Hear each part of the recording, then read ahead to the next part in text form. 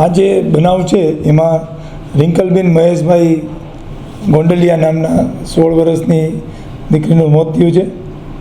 આ જે 16 વર્ષની દીકરી છે એ કહેવાય છે કે એમના ફાધર મહેશભાઈ સુરેખાબેન અને હિરલબેન એમણે જેનું મૃત્યુ નિપજાવ્યું છે.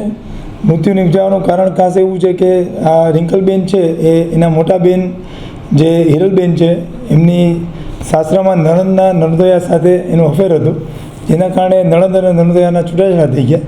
એટલે હિરલબેનના ઘરમાં ઝઘડો પહોંચ્યો, ઝઘડો એમને આ પોતાના માવતર સુધી પહોંચાડ્યો અને ત્યાં આવીને દીકરીને સમજાવટ કરી હતી, પણ દીકરી પોતાના સંબંધને છોડવા માંગતી ન હતી.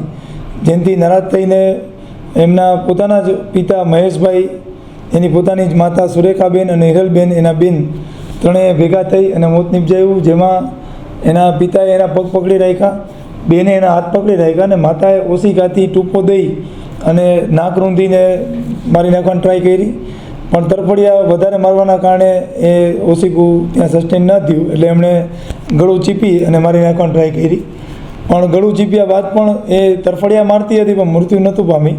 એટલે માતાએ પછી એ જ છોકરીનો પોતાનો દુપટ્ટો લઈ અને પાછળથી ગળે ફાંસો દઈ અને એને ગળું રૂંધીને મારી નાખી.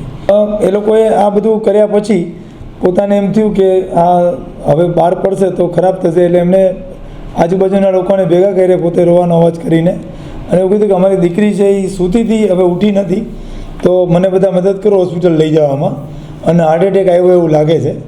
પણ હોસ્પિટલના ફરજ પરના ડૉક્ટરે પ્રાઇમરી એક્ઝામિન કર્યું અને હાર્ટ એટેકના સિમ્ટમ્સ ન જણાતા એણે પોલીસને જાણ કરી કે અમને ગળામાં લિગેચર માર્ક વગેરે છે, તો આગળની તપાસ કરવી.